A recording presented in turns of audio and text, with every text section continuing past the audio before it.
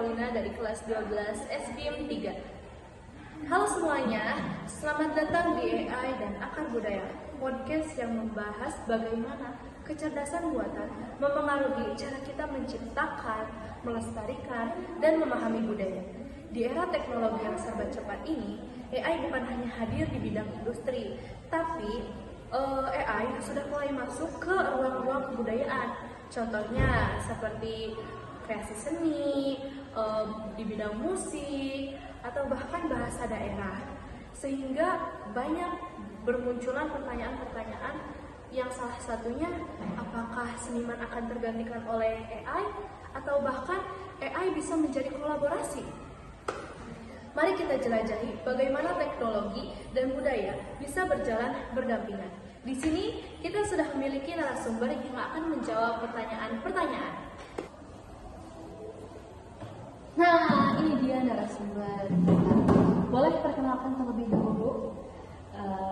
Halo semua, perkenalkan nama saya Sri Maula Febriani dari kelas 12 SBM 3 dan rekan saya yaitu saya Nadira Setiawati. Oke, sebelum ke pertanyaan yang lebih mendalam, boleh nih kakak ceritain bagaimana ketertarikan kakak dalam bidang budaya dan juga AI? Baik, izin menjawab ya Kak.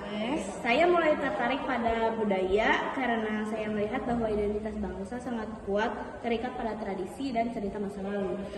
Di sisi lain, saya juga mengikuti perkembangan AI sejak awal dan melihat bagaimana teknologi ini dapat menjadi alat yang sangat kuat untuk dokumentasi, analisis, dan inovasi budaya.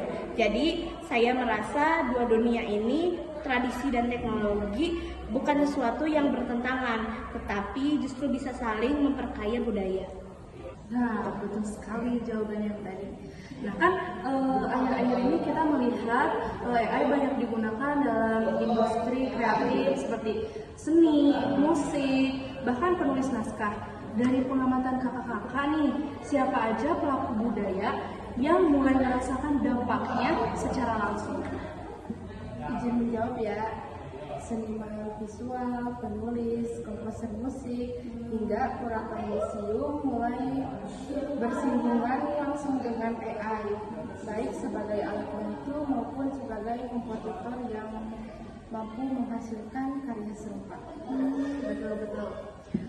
Menurut kakak nih, contoh konkret dari adanya AI dalam bidang budaya dalam kehidupan sehari-hari itu apa aja sih? Contohnya yaitu membuat lukisan, menghasilkan puisi, menciptakan musik, dan bahkan menganalisis naskah kuno.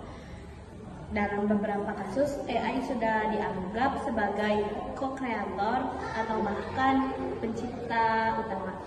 Berarti AI itu sangat canggih sekali ya? Betul sekali.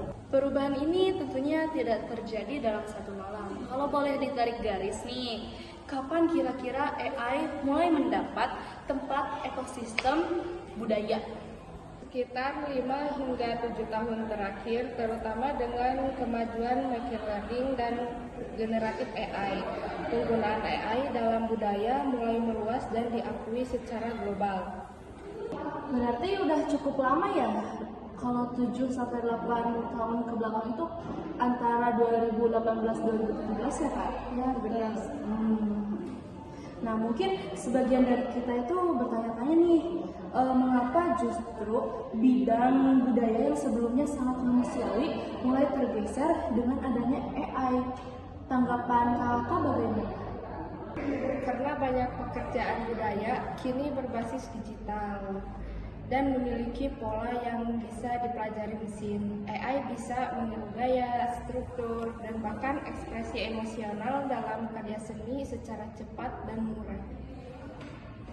Wah, berarti hal itu emang benar-benar canggih banget sih. Ini buat pertanyaan terakhir, kalau dilihat secara menyeluruh, menurut kakak, apa dampak negatif dan positifnya dari AI pada bidang kebudayaan? Jadi untuk dampak baiknya yaitu efisiensi, akses luas ke produk budaya, dan pelestarian digital. Untuk dampak buruknya diskriminasi dan penurunan nilai ekspresi manusia dalam karya seni. Nah, berarti AI juga nggak semuanya itu memiliki dampak baik ya guys, tapi punya sisi dampak buruknya juga. Nah, itulah jawaban-jawaban dari narasumber. Terima kasih yang telah mendengarkan podcast kali ini, yang mana kita telah membahas nih bagaimana teknologi khususnya AI mulai merambah dunia budaya, dari menciptakan karya seni hingga menangkap peran manusia sebagai pelaku budaya itu sendiri. Semoga perbincangan tadi bisa membuka perspektif baru bagi para pendengar untuk tetap kritis namun terbuka terhadap perkembangan zaman. Oke, saya Nadia Fajar Molina dan narasumber kami, Saya Sri Maura Febriani. saya Nadira Setiawati, pamit undur diri. Sampai jumpa di acara selanjutnya. Wassalamualaikum warahmatullahi wabarakatuh.